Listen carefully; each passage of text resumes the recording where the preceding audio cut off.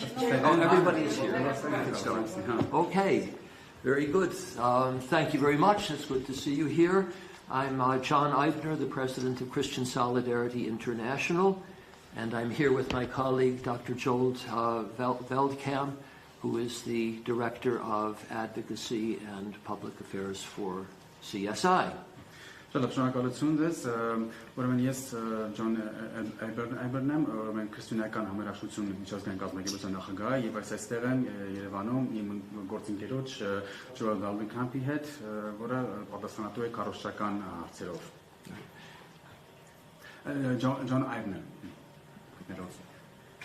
And so we're here in Yerevan today because we have been most graciously invited to attend the first prayer breakfast for the Republic of Armenia with the blessings and presence of the Prime Minister.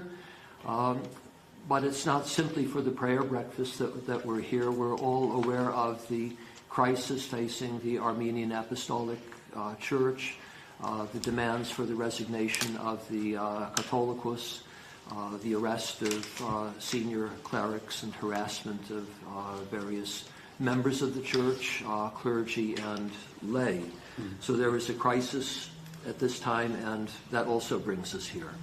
Մենք շատ ուրախ ենք ներկա գտնվել Երևանում, մենք այստեղ ենք ներկա գտնվելու առաջին անգամ Հայաստանում անցկացվող ուրեմն աղոթքի նախաճաշը, որը նաև օրհնվել է եւ ներկայությամբ պատվել է Հայաստանի Հանրապետության վարչապետը, եւ նաև ոչ միայն մենք այստեղ ենք նաև որովհետեւ այստեղ կա նաև ճգնաժամային իրավիճակ է, վերաբերում է ուրեմն հայ առաքելական եկեղեցու ուրեմն հոգեբարականներին, ովքեր այսպես ազատազրկված են եւ նաև քննարկելու նման հարցեր։ And I'd like to start just by giving a word about CSI, what we are, who we are, what we do, and then I would like my colleague, Dr. Veldkamp, to share some of the main findings that we have come up with on this visit, talking to a wide range of people, both at the prayer breakfast, those who are organizing it, also the Catholicos and other senior people in the Armenian Apostolic Church, various human rights defenders, and I will leave it to him to share with you our main findings, and then we'd be really very glad to take any questions that you have for us.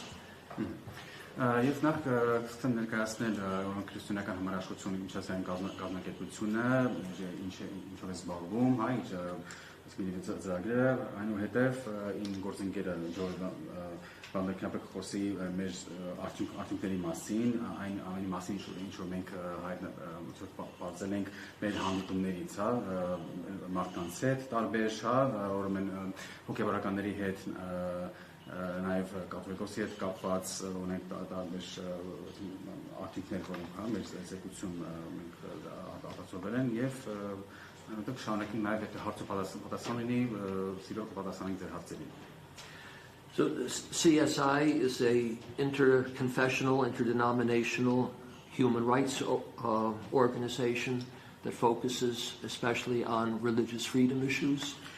Ուրեմն քրիստոնեական համերաշխություն միջազգային կազմակերպությունը դա միջկրոնական ուրեմն մարդու իրավունքներին վերաբերող կազմակերպություն է, որը զբաղվում է նման հարցերով։ I hasten to add that we are independent. We receive no funds from any government anywhere in the world. Ես ուզում ավելացնեմ, որ մենք անկախ կազմակերպություն ենք եւ որևէ ֆինանսավորում չենք ստանում որևէ կառավարության կողմից, աշխարհի որևէ անկյունում։ And that's a matter of policy for CSI. Եվ դա մեր կազմակերպության համար քաղաքականության հարց է։ So we have a special mission, and our mission is based on 3 pillars, 2 of which are biblical.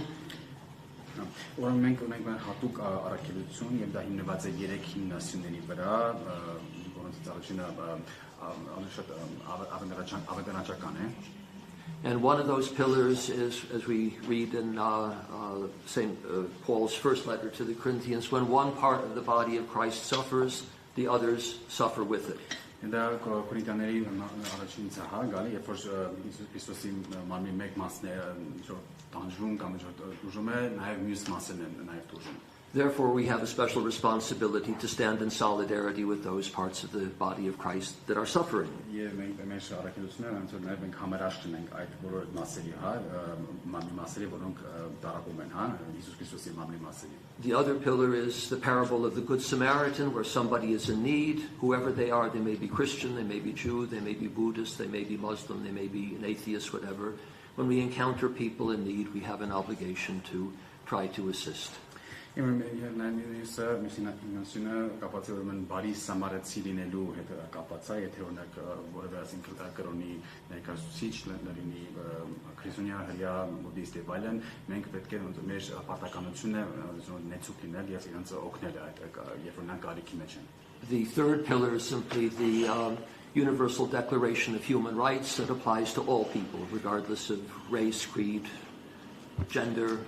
It applies to everybody. Եվ երրորդ հիմնասյունը արդեն մարդու իրավունքների պաշտպանության համընդհանուր համաշխարհային հայտարարությունն է, որը ընդունված է եւ դա վերաբերում է բոլորին, եւ կապ չունի կրոնը, սեռը, դա ոչ մի հաշվի չի առնում։ And two special focal points for CSI today are Nigeria, where there is the mass slaughter of Christians. Եվ առաջինը մենք մենք կենտրոնանում ենք մեր կազմակերպությունը Նիգերիայում է, որը կա մասսայական ուրեմն սպանումներում, այնտեղ քրիստոնյաների։ The other focal point is Syria, and I think everybody is aware President Trump congratulated the president of Turkey for taking over, gaining back Syria. Եվ հաջորդը ուրեմն Սիրիան է, եւ ինքդ գիտենք նախագահ Թրամփը, Ամերիկայի մեծանալի նախագահը, ուրեմն շնորհավորել է Թուրքիայի նախագահին, որ նորից հետ են վերցրել Սիրիան։ And those in power in Syria are currently in power in Syria were those who are decapitating Christians, blowing up churches, and waging a very violent jihad against Christians and other non-Muslim minorities. Եվ իհարկե գնահատում Սիրիայի իշխանությունները հիմա հայտնի խախտում են օրինակ քրիստոնյաներին, նաև քանդում են եւ պայթեցնում են եկեղեցիներ, նաև ունեն շատ վատ վերաբերմունք ուրեմն ոչ մուսուլմանական բնակչության նկատմամբ։ And many Armenians, of course, here are well aware of what has happened to the Armenian population in Aleppo, which was once a safe haven. And Armenians were able to not only worship freely there, but to prosper, engage in society. And now the community there has been truly decimated.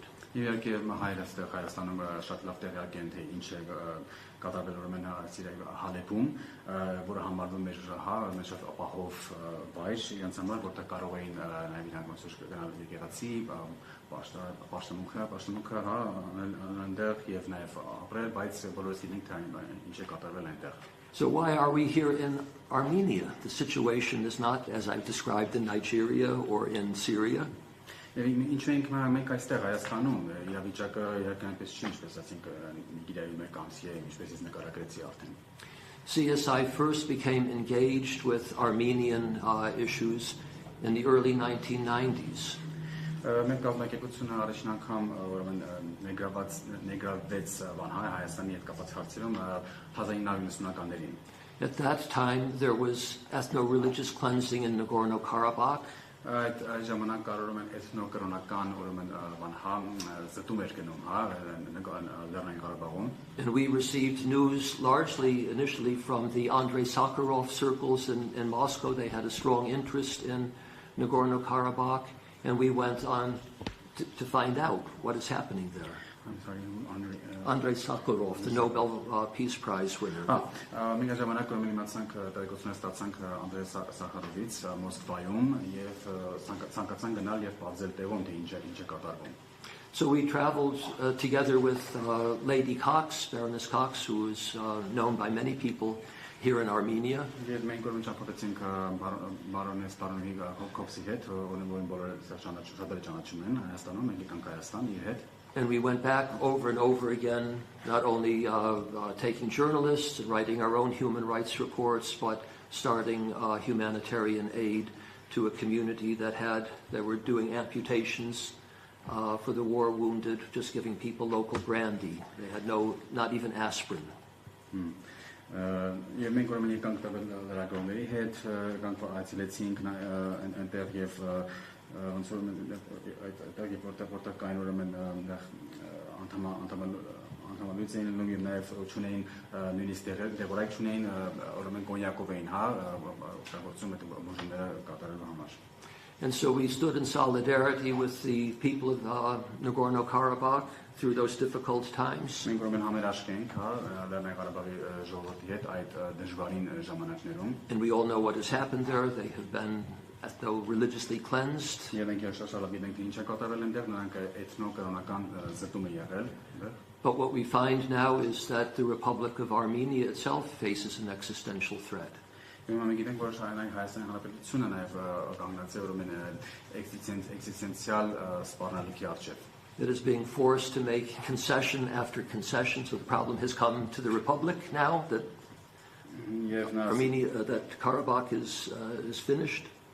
Եվ հիմա արդեն ոնց որ ավարտվել է այդ հարցը բաղի, հիմա արդեն Հայաստանի դեմ է, քանի որ ինքը ստիպված է զիջումներ կատարել, հա, զիջում. And I won't go into all of the various concessions, but one of the key concessions that appears to be made, and one of the conditions for peace, is that the Armenian Apostolic Church, which has historically stood in solidarity with the people of Nagorno-Karabakh, should cease to do so.